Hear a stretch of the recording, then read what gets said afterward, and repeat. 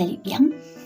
Alors, aujourd'hui, je vais faire une petite vidéo laine cardée, une vidéo laine cardée.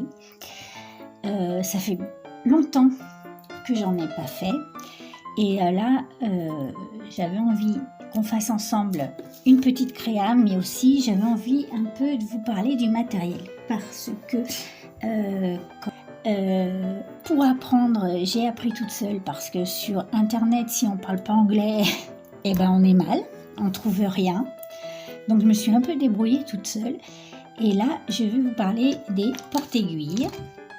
Et ensuite, on fera une petite créa. Donc, d'habitude, moi, je me sers.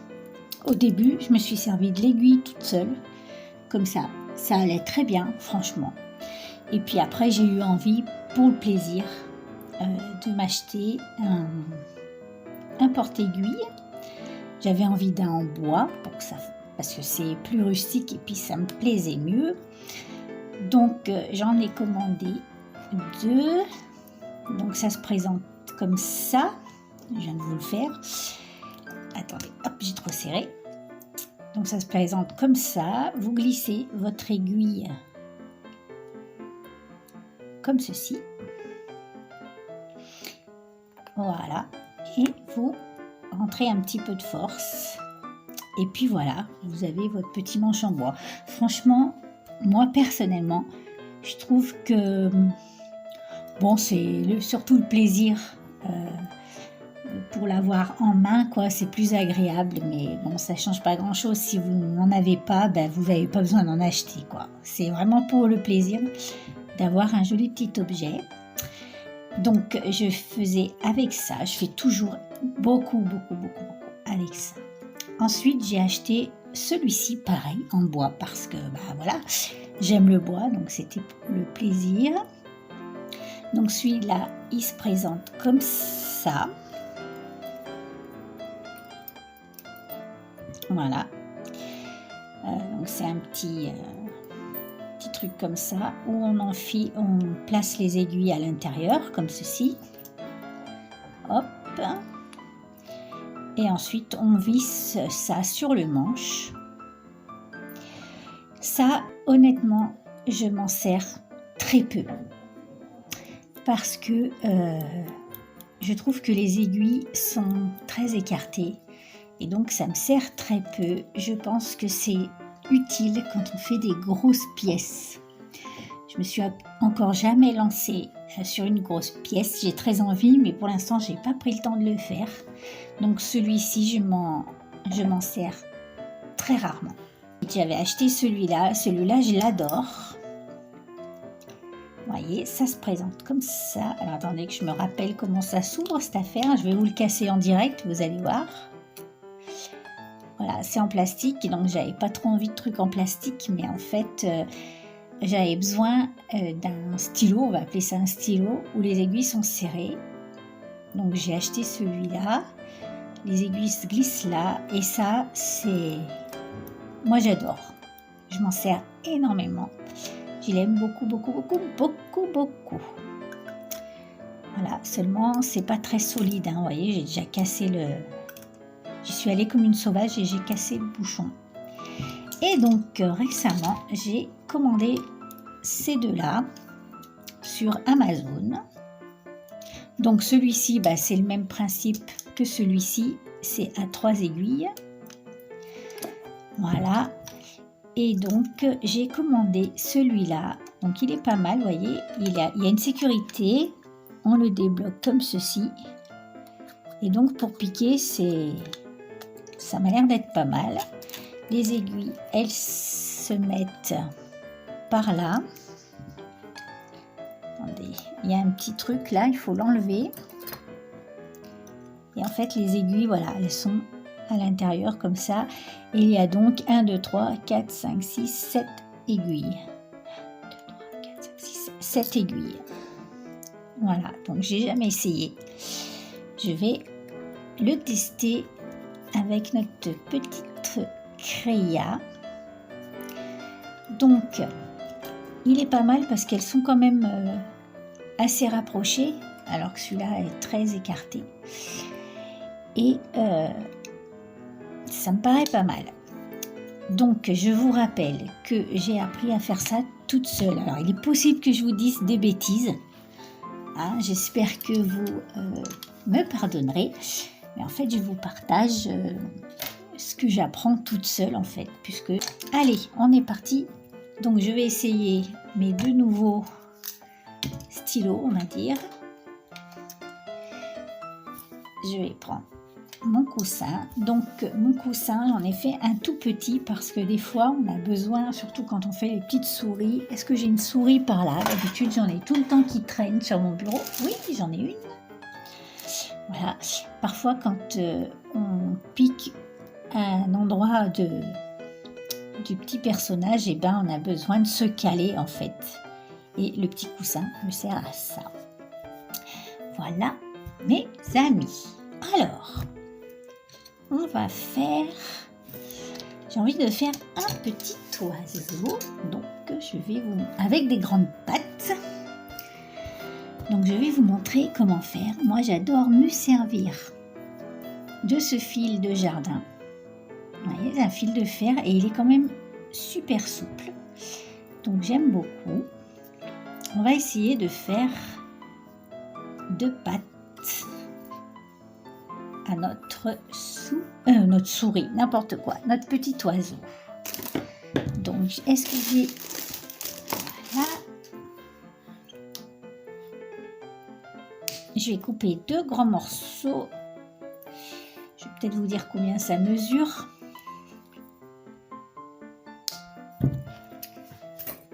Combien ça mesure cette affaire? Eh ben, j'ai coupé 20 cm. Voilà. Et je vais faire des pattes. Donc, je vais me repérer au cran de ma pince. Vous voyez, là où le cran s'arrête. Ben, je vais essayer de me servir de ça. Allez, hop. Je plie. Hop. Je serre. Ok. Je fais un autre pli. Oups.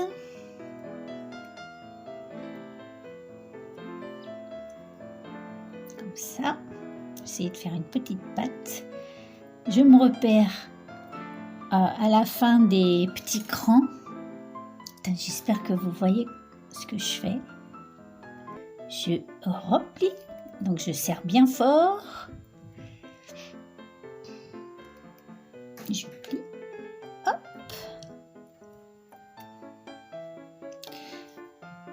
Je serre. Et là, on va pas se casser la tête. Parce qu'on n'est pas des super champions de la laine cardée. Hop. On repique. On repique, on retord. Encore une fois, je me mets au bout. Je plie.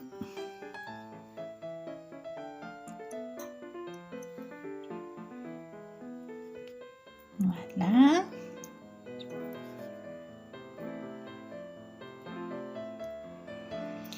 Et je vais refaire encore une fois. Attendez, on va essayer de faire facile. Donc je replie une fois.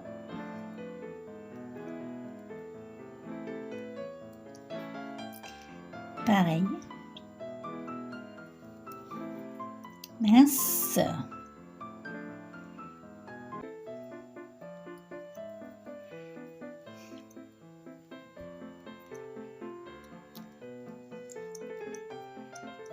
Donc on a fait 1, 2, 3 orteils, hein, on va appeler ça comme ça. Et le 4e, on le met en arrière.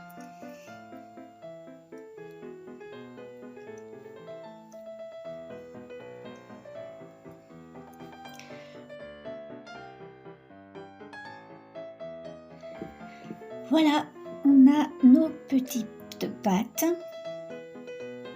Donc on va pas, comme on est débutante, n'est-ce pas, puis qu'on veut faire un truc pas trop compliqué, ben en fait on les passera avec du vernis à ongles. Voilà, du vernis à ongles marron, et puis ça ira très bien.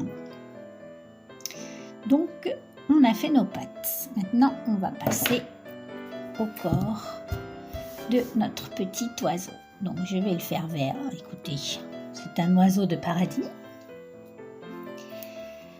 Donc, on va prendre un morceau de laine cardée et on va faire, enfin, de laine mèche, ça s'appelle de la laine mèche. Et on va rouler. J'en ai pris un petit peu trop, je pense. Hop, vous voyez, j'en ai pris à peu près ma petite règle. Voilà, là il y a 20 cm, on va dire, j'ai pris 24 cm à peu près. Et donc on va rouler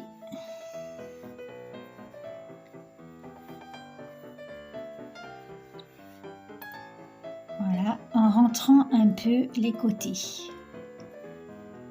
Et puis ensuite on va piquer, piquer, piquer, piquer, piquer, piquer, piquer, piquer, piquer, piquer, piquer, piquer. Voilà, si vous n'avez pas de patience, eh bien ne faites pas de laine cardée.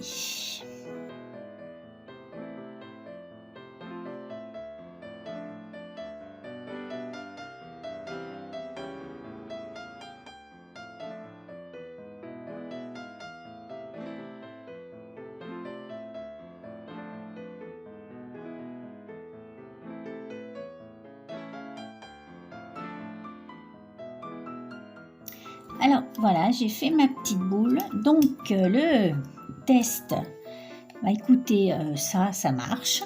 Voilà. Ça, je n'ai pas aimé, mais c'est vraiment une question personnelle. Par contre, ce qui est bien, c'est que vraiment, c'est pour un débutant, c'est sécurisé, quoi, puisque ça vous protège. Voilà. Vous ne pouvez pas vous piquer, donc voilà, c'est pas mal. Bon, après, c'est une question d'habitude, hein. Je pense que oui, ça peut le faire. Moi, je n'aime pas, mais c'est vraiment une question de goût. En tout cas, ça marche. Voilà mes amis. Donc, tout ce petit matériel est très bien, mis à part celui-là qui est, je pense, réservé pour une grande pièce, pour faire, pour faire un objet volumineux. Voilà, donc on va continuer. Donc j'ai fait ma petite boule. Maintenant, je ne sais pas si je vais la grossir. Non, je ne vais pas la grossir. Maintenant, je vais essayer de faire un petit... mettre un peu de couleur. Voilà, et faire des petites ailes.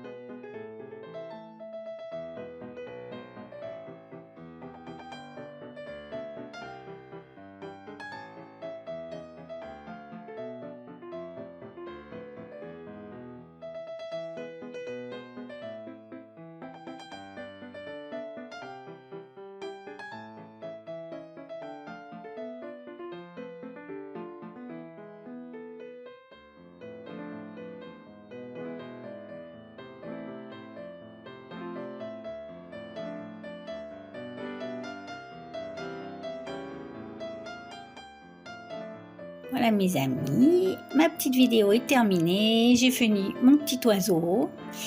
Oh, il est rigolo, c'est ce que je voulais. Je voulais un petit truc un peu marrant. Donc quand les pattes seront bien sèches, ben, je les remettrai à bonne hauteur. Voilà, j'ai mis du vernis à ongles noir sur les pattes. Le petit bec, je l'ai fait avec une pâte genre pâte Fimo. Voilà, je lui ai rajouté une petite touffe de plumes sur la tête. Et j'ai fixé les ailes sous son ventre. Voilà, j'avais pas envie de laisser les ailes dépliées. Écoutez, j'espère que cette vidéo vous aura plu. Dites-moi en commentaire ce que vous en avez pensé. Et puis moi, je vous retrouve très vite pour une prochaine vidéo. Bye bye!